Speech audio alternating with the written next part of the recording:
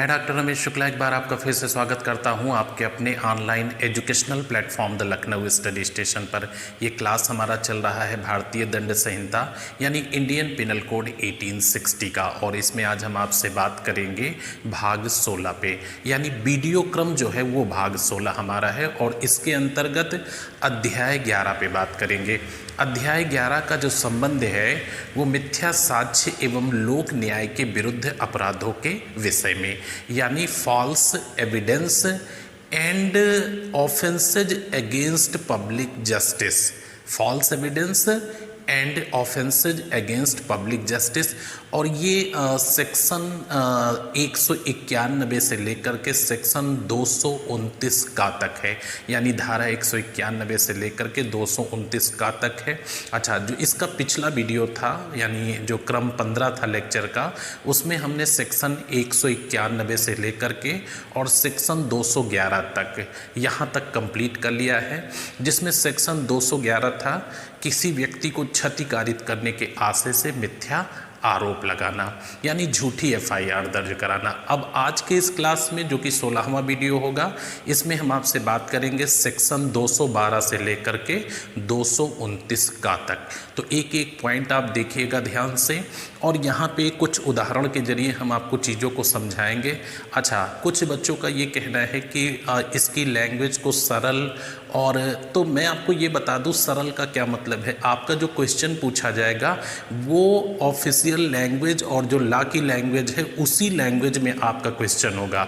अगर किसी चीज़ को हम कहानी की तरह से सुना देंगे मात्र आशय समझ करके, तो बोलने और बात करने के लिए तो ठीक है, बट अगर आप कहें परीक्षा में आप प्रॉपर क्वेश्चन का आंसर दे पाएंगे तो नहीं दे पाएंगे। निश्चित रूप से आपको उसी भाषा में कानून को पढ़ना पड़ेगा जिस भाषा में वो दिया है, क्योंकि परीक्षा में जो प्रश्न पूछे जाएंगे वो उसी भाषा में पूछे जाएंगे, ना कि उसको सरल कहानी की तरह या व्यवहारिक बनाकर पूछा जाएगा। हाँ, किसी चीज़ को हम उदाहरण के जरिए आपको प्रॉपर वे में बता सकते हैं ताकि आप उस धारा में दिए गए प्रावधान और इस उदाहरण से एक दूसरे के आशय को आप कम्युनिकेट कर सकें।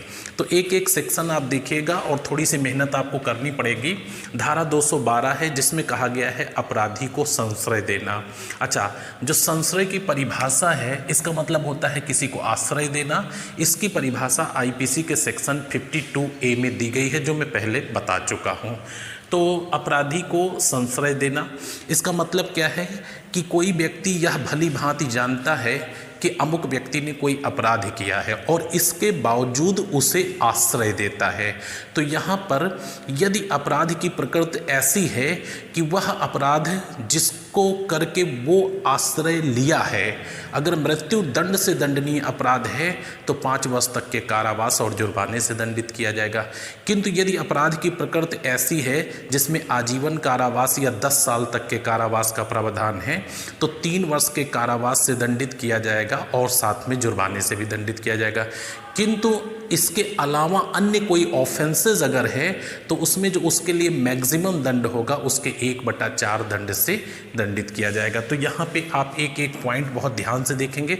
और इस सेक्शन के बारे में एक पॉइंट आपको बता दूं, जो हमने यहाँ नोट में लिखा है कि धारा 212 के जो प्रावधान हैं ये पति और पत्नी पर लागू नहीं होते हैं। कैसे लागू नहीं होते हैं ये हम आपको उदाहरण के जरिए बताएंगे, पहले आप इसे ध्यान से देखिए। सेक्शन 212 अपराधी को संश्रय देना, ये इसी लैंग्वेज में आएगा पेपर में। भारतीय दंड संहिता की धारा 212 ऐसे व्यक्ति को दंडित करती है जो किसी ऐसे व्यक्ति को जिसके बारे में वह विश्वास करता है, किसी ऐसे व्यक्ति को जिसके बारे में वह विश्वास करता है। अच्छा, अगर आप कहें अन्यथा की स्थिति में, यानी अगर उसे ये नहीं जानकारी है, उसे ये नहीं पता है, तो ये सबूत का भार उस व्यक्ति पर होगा और उसे भारतीय साक्ष्य अधिनियम 1872 के तहत साबित करना होगा कि उसे ये नहीं मालूम था कि अमुक व्यक्ति अपराधी है। तो ये चीज़ ध्यान रखिएगा। मैं फिर से पढ़ता हूँ। भारतीय दंड संहिता की धारा 212 ऐसे व्यक्ति को दंडित करती है जो किसी ऐसे व्यक्ति को जिसके बारे में वह विश्वास करता है कि उसने अपराध किया है और उसे वैध दंड से प्राच्छादित यानी बचाने के लिए, उसे वैध दंड से बचाने के आशय से आश्रय देगा अथवा छिपाएगा। वैध दंड से प्राच्छादित करने के आशय से आश्रय देगा अथवा छिपाएगा। यदि अपराध मृत्युदंड से दंडनीय है तो 5 वर्ष तक के कारावास और जुर्माने से दंडित किया जाएगा। यदि अपराध आजीवन कारावास अथवा 10 वर्ष तक के कारावास से दंडनीय है तो 3 वर्ष तक के कारावास व जुर्माने से दंडित किया जाएगा। इसके अतिरिक्त अन्य मामलों में अधिकतम कारावास की जो भी व्यवस्था की गई है, जो भी उपबंध किया गया है, उसके 1/4 के कारावास अथवा जुर्माने अथवा दोनों से दंडित किया जा सकता है। तो यहाँ पे 3 तरह से दंड का प्रावधान किया गया है। किसके लिए? जो व्यक्ति किसी व्यक्ति को आश्रय देता है और यह जानते हुए कि उसने अपराध किया है। अच्छा, यहाँ हमने एक नोट लिखा है, नोट नंबर 1 और 2। नोट नंबर 1 महत्वपूर्ण है। धारा 212 के प्रावधान पति पत्नी पर लागू नहीं होते हैं। ये अक्सर क्वेरी कर ली जाती है। अच्छा, 2 पे क्या लिखा है? अंग्रेजी विधि अपराधी को शरण देने वाले को सहायक अपराधी मानती है। यानी वह भी व्यक्ति अपराधी है जो किसी अपराधी को यह जानते हुए कि उसने अपराध किया है और वैध दंड से उसे बचाने के लिए आश्रय देता है, वह भी अंग्रेजी कानून यानी अंग्रेजी विधि के अनुसार जो है वो सहायक अपराधी कहा जाएगा। तो यहाँ पे हम आपको एक दृष्टांत बताते हैं। सबसे पहले तो हम इस पे बात करेंगे कि यह धारा यानी सेक्शन 212 के प्रावधान पति पत्नी पर लागू नहीं होते हैं। तो एक दृष्टांत आप सुनिए कि एक व्यक्ति ए है और उसे पता है, या ए एक महिला है, व्यक्ति से तात्पर्य मेल और फीमेल दोनों से हो सकता है। तो ए एक महिला है जिसे पता है कि उसका पति बी सी की हत्या के उपरांत घर में छुपा हुआ है। ए एक महिला है जिसे ये पता है कि उसका पति बी सी की हत्या करने के उपरांत घर में छुपा हुआ है। वह भली भांति जानती है कि उसने हत्या की है और घर में छुपा है। या बी की पत्नी जो ए है वह बी को छुपाती है वैध दंड से उसे बचाने के लिए। तो यहाँ पर ए ने कोई अपराध नहीं किया है, क्योंकि सेक्शन 212 के जो प्रावधान हैं वो पति और पत्नी के ऊपर लागू नहीं होते हैं। अच्छा, यहाँ पे दूसरा दृष्टांत आप देखेंगे। एक व्यक्ति ए है जिसे पता है कि बी ने जो है लूट या डकैती का अपराध किया है, इसके बावजूद भी वह इसे यानी बी को आश्रय देता है ताकि उसे वैध दंड से प्राच्छादित कर सके या बचा सके। यहाँ पे ए 7 वर्ष तक के कारावास से दंडित किया जा 3 वर्ष तक के कारावास से दंडित किया जा सकता है, जबकि बी जिसने डकैती और लूट का अपराध किया है वह आजीवन कारावास से दंडित किया जाएगा। तो दृष्टांत के जरिए यानी उदाहरण के जरिए आप चीज़ों को अच्छे से समझ सकते हैं। ये धारा 212 काफ़ी इंपॉर्टेंट है और आपसे पूछी जा सकती है, इसको मेंटेन करिएगा। आइए नेक्स्ट पॉइंट पर। और नेक्स्ट पॉइंट आपका है सेक्शन 216 और सेक्शन 216 का। 216 में कहा गया है कोई व्यक्ति ऐसे व्यक्ति को आश्रय देता है या संश्रय देता है जो विधिपूर्ण अभिरक्षा से भाग निकला है या जिसके पकड़े जाने का लोक सेवक द्वारा आदेश दिया जा चुका है। ये 216 हो गया। और 216 का में कहा गया है कि कोई व्यक्ति लुटेरे या डाकुओं को संश्रय देता है या आश्रय देता है। तो इन दोनों सेक्शन में दंड का प्रावधान किया गया है। पहले में 216 में विधिपूर्ण अभिरक्षा से भाग निकला है या जिसके पकड़े जाने का लोक सेवक द्वारा आदेश दिया जा चुका है, और दूसरा जो 216 का है इसमें लुटेरे या डाकुओं को आश्रय देने के लिए दंड का प्रावधान किया गया है। अच्छा, इसमें दंड क्या है ये चीज़ आप देख लीजिए और नोट कर लेंगे तो आपको याद रहेगा। अगर आप नोट करते हैं, ध्यान से पढ़ते हैं, तो यहाँ पे ऐसा कुछ भी टेक्निकल नहीं है जो याद ना रखा जा सके। धारा 216, ऐसे अपराधी को संश्रय देना मतलब आश्रय देना। ऐसे अपराधी को आश्रय देना जो अभिरक्षा से निकल भागा है। अभिरक्षा का मतलब कस्टडी, जो कस्टडी से निकल भागा है या जिसके पकड़े जाने का आदेश दिया जा चुका है। ध्यान से देखिएगा, इसके अंतर्गत ऐसे व्यक्ति को दंडित किया जा सकता है जो ऐसे व्यक्ति को आश्रय देगा जो विधिपूर्ण अभिरक्षा से भाग निकला हो, अथवा ऐसे व्यक्ति जिसके पकड़े जाने का आदेश लोक सेवक द्वारा दिया जा चुका हो। अच्छा, यहाँ पे नोट में हमने लिखा है कि जो धारा 216 के प्रावधान हैं वो पति और पत्नी पर लागू नहीं होते हैं। धारा 216 में जो दंड का प्रावधान किया गया है वो सेक्शन 212 जैसा बिल्कुल है। तो आप वहीं से समझ लीजिएगा कि यदि ऐसा अपराध का व्यक्ति है जहाँ पे मृत्यु दंड का प्रावधान किया गया है और वो विधिपूर्ण अभिरक्षा से भाग निकला हो या उसके पकड़े जाने का आदेश दिया जा चुका हो, तो ऐसे व्यक्ति को जब या ऐसे अपराधी को जो कोई आश्रय देगा वह 7 वर्ष तक के कारावास और जुर्माने से दंडित किया जाएगा। किंतु यदि कोई ऐसा अपराधी है जिसने आजीवन कारावास या 10 वर्ष तक के कारावास से दंडनीय अपराध किया हो और विधिपूर्ण अभिरक्षा से भाग निकला हो या जिसके पकड़े जाने का आदेश लोक सेवक जारी कर चुका हो, यदि ऐसे व्यक्ति को कोई आश्रय देता है तो 3 वर्ष तक के कारावास और जुर्माने से दंडित किया जाएगा। इसके अलावा अन्य अपराध हैं जहाँ पे कारावास का प्रावधान किया गया है। अगर ऐसे व्यक्ति को कोई आश्रय देता है तो जो मैक्सिमम दंड होगा उसके 1/4 दंड या पेनल्टी या दोनों से दंडित किया जाएगा। अच्छा, सेक्शन 216 का देखिए, ये काफ़ी इम्पोर्टेंट है और पूछा भी गया है। धारा 216 का क्या है? लुटेरों या डाकुओं को संश्रय देने के लिए दंड। लुटेरों या डाकुओं को संश्रय देने या आश्रय देने के लिए दंड। इसके अंतर्गत जो कोई व्यक्ति विश्वासपूर्वक यह जानते हुए कि कोई व्यक्ति लूट डकैती हाल ही में करने वाला है अथवा कर चुका है, दोनों बातें हैं, लूट या डकैती को अंजाम देने वाला है या अंजाम दे चुका है, यदि ऐसे व्यक्ति को कोई व्यक्ति जानबूझकर आश्रय देता है तो 7 वर्ष तक के कारावास और जुर्माने से दंडित किया जाएगा। लेकिन यही अपराध यदि पति ने किया है तो पत्नी के लिए दंड का प्रावधान नहीं है। अगर पत्नी ने किया है तो पति के लिए दंड का प्रावधान नहीं, क्योंकि सेक्शन 216 का के जो प्रावधान है, उपबंध हैं, वो पति और पत्नी पर लागू नहीं होते हैं। तो 216 का ध्यान रखिएगा। लुटेरे और डाकुओं को आश्रय देने वाला व्यक्ति 7 वर्ष तक के कारावास और जुर्माने से दंडित किया जाएगा। आइए नेक्स्ट पॉइंट पे। नेक्स्ट आपका सेक्शन है धारा 221, और धारा 221 में सामान्य तौर पे हम आपको बता दें कि एक ऐसा लोक सेवक जो किसी अपराधी को पकड़ने के लिए आबद्ध है, बॉन्ड किया गया है, उसको पकड़ने का विद इंटेंशन साआशय लोप करता है, उसके संबंध में धारा 221 में दंड का प्रावधान किया गया है।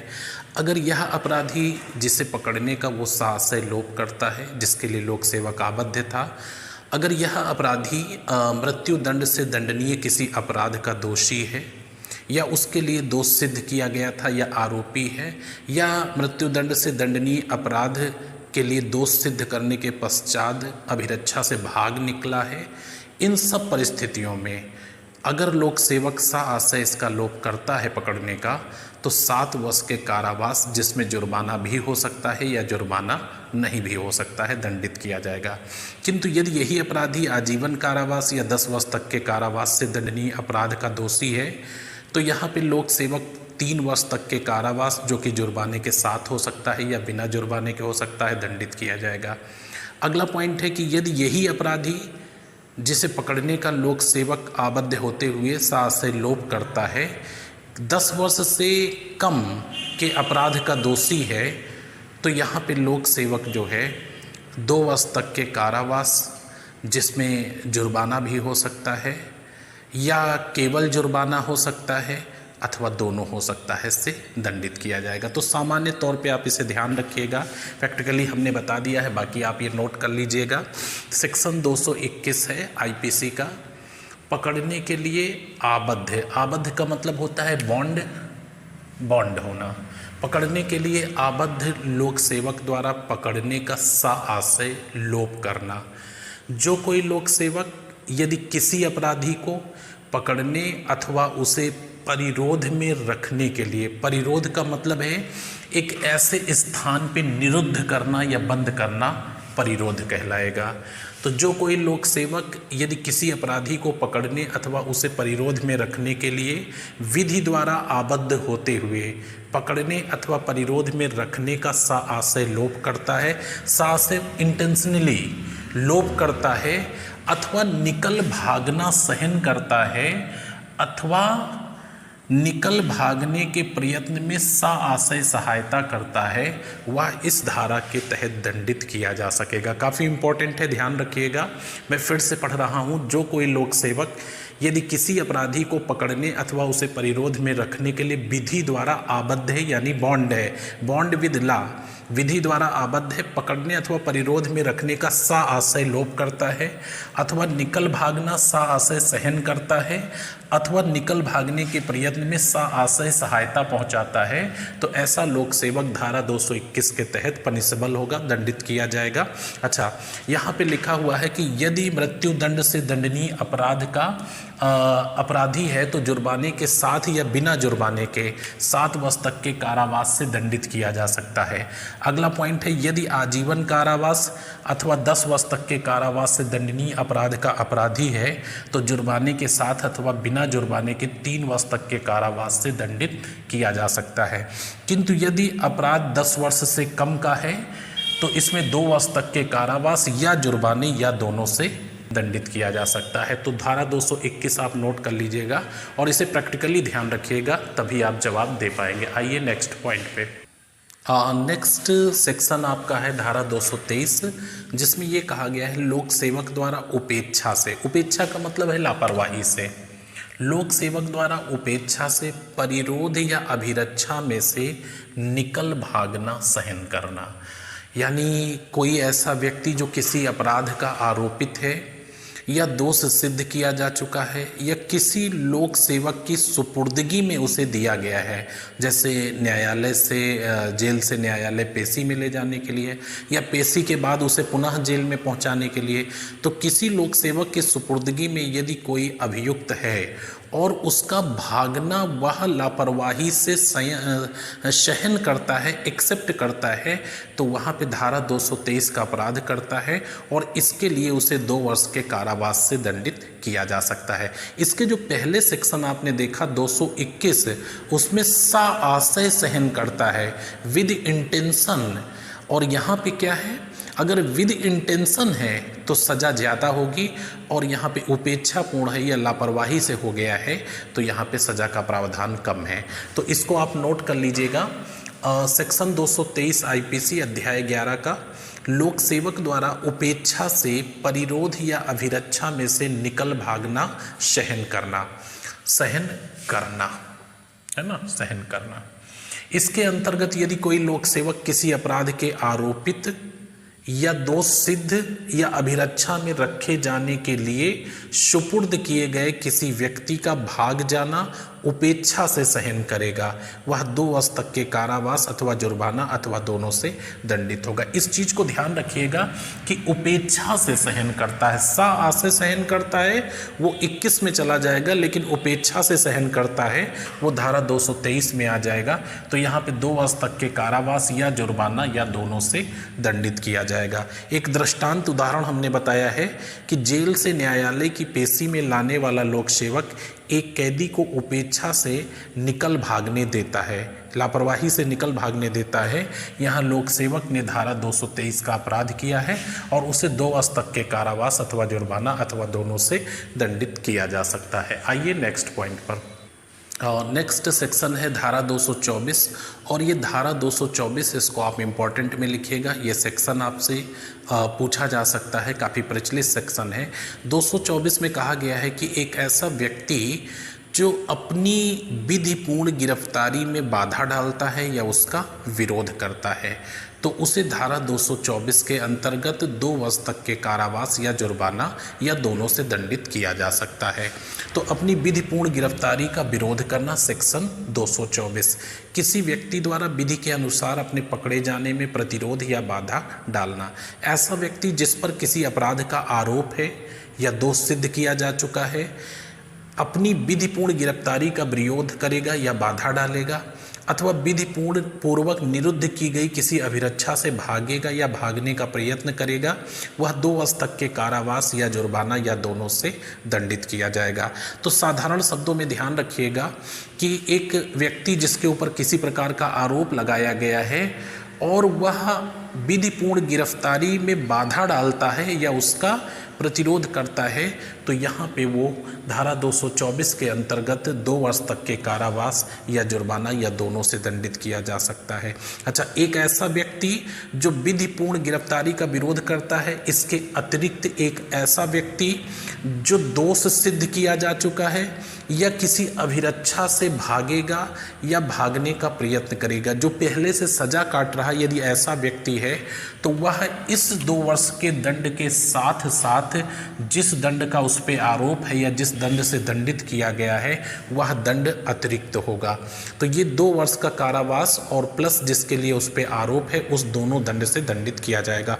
यहाँ पे हमने नोट में लिख भी दिया है कि इस धारा में उपबंधित दंड यानी 2 वर्ष का कारावास उस दंड के अतिरिक्त होगा जिसके लिए उस पर आरोप किया गया था।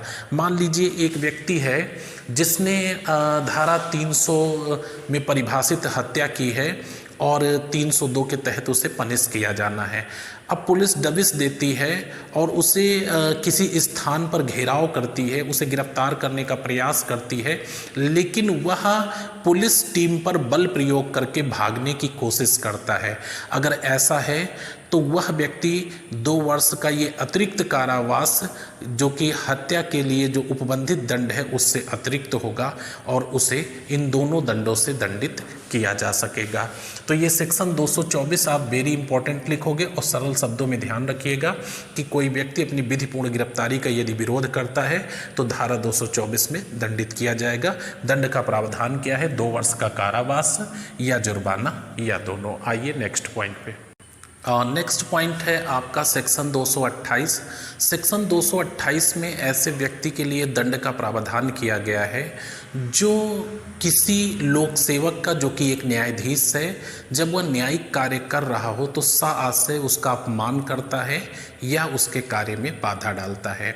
यानी न्यायिक कार्य करते हुए या किसी मजिस्ट्रेट या न्यायाधीश या न्यायालय की कोई अवमानना करता है, अपमान करता है या उसके कार्य में बाधा डालता है जबकि वह न्यायिक कार्य कर रहा हो, न्यायिक कार्य की सीट पर बैठा हो, तो इसके लिए 6 माह तक के साधारण कारावास या 1000 रुपये के अर्थदंड या दोनों से दंडित किया जा सकता है।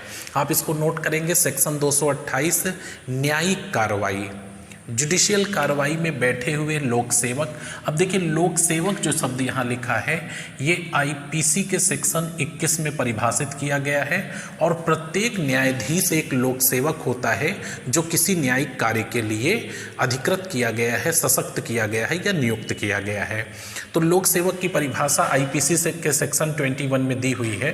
न्यायिक कार्रवाई में बैठे हुए लोक सेवक का साआशय अपमान या उसके कार्य में विघ्न। भारतीय दंड संहिता की धारा 228 के अनुसार जो कोई किसी लोक सेवक का उस समय जबकि ऐसा लोक सेवक न्यायिक कार्रवाई के किसी प्रक्रम या चरण में बैठा हो साआशय अपमान करेगा या उसके कार्य में बाधा डालेगा तो 6 माह तक के सादा कारावास या 1000 रुपये तक के अर्थदंड या दोनों से दंडित किया जा सकेगा। तो साधारण शब्दों में ध्यान रखिएगा कि आईपीसी का सेक्शन 228 ऐसे व्यक्ति को दंडित करने का उपबंध करता है जो किसी न्यायाधीश का जब वो न्यायिक कार्य कर रहा हो उस समय साआशय उसका अपमान करता है या उसके कार्य में बाधा डालता है। आइए नेक्स्ट पॉइंट पर। नेक्स्ट पॉइंट है आपका 228 का और ये बहुत ही इम्पोर्टेंट सेक्शन है आईपीसी का सेक्शन 228A, जिसमें कहा गया है कि बलात्कार पीड़ित किसी व्यक्ति का, तो किसी व्यक्ति में इसमें महिला आएगी, बलात्कार पीड़ित महिला का परिचय प्रकटन यानी किसी भी प्रकार से उसके नाम को प्रकाशित करना दंडनीय अपराध बनाया गया है। यदि कोई व्यक्ति धारा 228 का उल्लंघन करता है तो उसे इसके तहत दंडित किया जाएगा जो कि 2 वर्ष तक के कारावास और जुर्माने से दंडित किया जा सकता है। तो यहाँ पे इस सेक्शन को ध्यान से समझिएगा। सेक्शन 228 का कतिपय यानी कुछ पर्टिकुलर अपराधों में पीड़ित व्यक्ति की पहचान का प्रकटीकरण।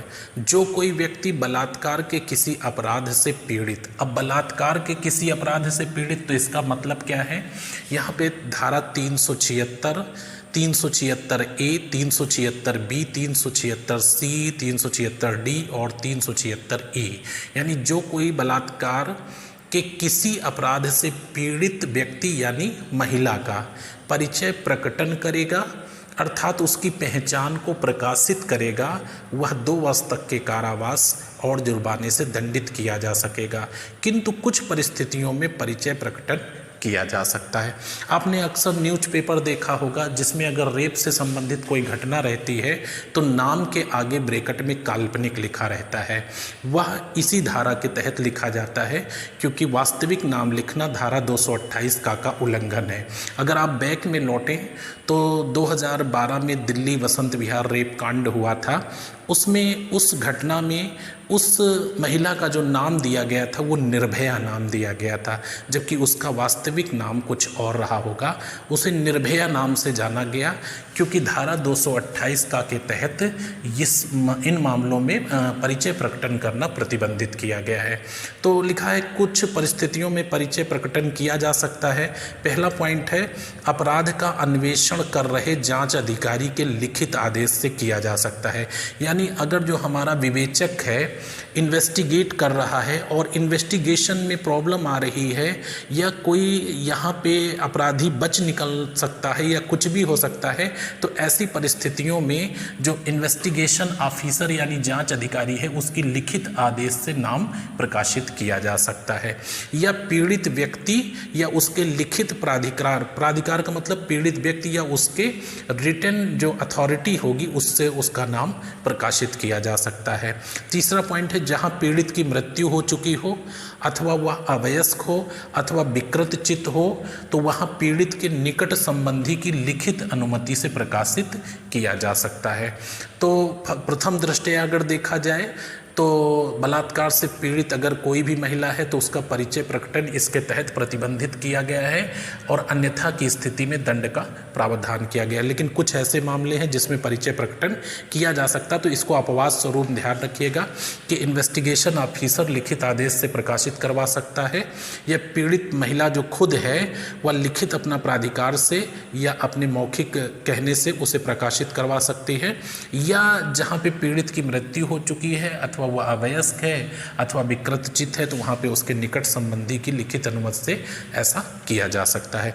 यहाँ पे हमने एक वाद लिखा है, इसमें 2 चीज़ें शामिल हैं, 2 वाद शामिल हैं। एक आप स्टेट ऑफ पंजाब बनाम रामदेव है और दूसरा स्टेट ऑफ कर्नाटका बनाम पूतराज है। ये दोनों सुप्रीम कोर्ट के वाद हैं, सन 2004 के हैं।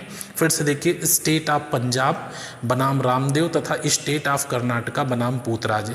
इस मैटर में सुप्रीम कोर्ट ने सर्वोच्च न्यायालय ने अभिनिर्धारित किया था कि बलात्कार जैसे मामलों में सुप्रीम कोर्ट और हाई कोर्ट द्वारा भी पीड़ित पक्षकार अथवा बलात्कार की शिकार महिला का नाम प्रकाशित नहीं किया जा सकता। यानी स्वयं सुप्रीम कोर्ट ने इन मामलों में निर्णय दिया था कि सुप्रीम कोर्ट और हाई कोर्ट द्वारा भी पीड़ित पक्षकार अथवा बलात्कार की शिकार महिला का नाम प्रकाशित नहीं किया जा सकता है। आइए नेक्स्ट पॉइंट पर। और नेक्स्ट पॉइंट है धारा 229 का, जो कि अध्याय 11 की लास्ट सेक्शन है और इस पे कहा गया है कि एक ऐसा व्यक्ति जो जमानत यानी बेल पर छूटा है या बंधपत्र यानी बॉन्ड भरने के बाद छूटा है और वह बॉन्ड या बेल की जो शर्तें हैं उसके आधार पे अगर न्यायालय में उपस्थित होने में असफल रहता है बिना पर्याप्त कारण के, तो वह इस धारा के तहत दंडित किया जाएगा, जो कि 1 वर्ष का कारावास या जुर्माना या दोनों हो सकता है। अच्छा, यहाँ पे ये कहा गया है कि बिना पर्याप्त कारण के अनुपस्थित रहता है या उपस्थित होने में असफल रहता है, तो अगर एग्जैक्टली कोई कारण है तो उससे जो है स्वयं साबित करना होगा, यानी साबित करने का भार स्वयं अभियुक्त पर होगा और ये जो है भारतीय साक्ष्य अधिनियम के 1872 के तहत उसे साबित करना होगा। तो इसको नोट कर लीजिएगा, लास्ट सेक्शन है 229 का, जिसमें कहा गया है जमानत या बंध पत्र पर छोड़े गए व्यक्ति द्वारा न्यायालय में हाजिर होने में असफलता। यानी धारा 229 का के अनुसार जो कोई जमानत या बंध पत्र पर छोड़ दिए जाने के बाद जमानत या बंध पत्र की शर्तों के अनुसार न्यायालय में पर्याप्त कारण के बिना हाजिर न हो वह इस धारा के तहत 1 वर्ष के कारावास या जुर्माना या दोनों से दंडित किया जाएगा। एक्चुअली जब बेल पर कोई व्यक्ति छूटता है या बॉन्ड भर करके छूटता है तो बॉन्ड या बेल की कुछ शर्तें होती हैं कि आप समय समय पर न्यायालय में उपस्थित होंगे और न्यायालय की कार्रवाई में सहयोग करेंगे। लेकिन कोई व्यक्ति इसका उल्लंघन करता है और बिना पर्याप्त कारण के वो अनुपस्थित रहता है तो उसे 1 वर्ष तक के कारावास या जुर्माना या दोनों से दंडित किया जा सकता है। एक चीज और यहाँ पे ध्यान रखिएगा, यह दंड उस दंड के अतिरिक्त होगा जो उस पे आरोप है या वो जिससे जमानत पर छूटा है, यानी यह दंड उसमें सम्मिलित नहीं होगा, यह दंड उसके अतिरिक्त होगा। तो इस तरह से आपने अध्याय 11 कंप्लीट कर लिया है और ये आपका सेक्शन 191 से लेकर के सेक्शन 229 का तक था। इसके बाद हम अगला जो अध्याय पढ़ेंगे अध्याय 12, उसमें सिक्के और स्टाम्प से संबंधित अपराधों के विषय में उल्लेख किया गया है। तो मिलते हैं नेक्स्ट क्लास में, तब तक के लिए शुभकामनाएं, धन्यवाद।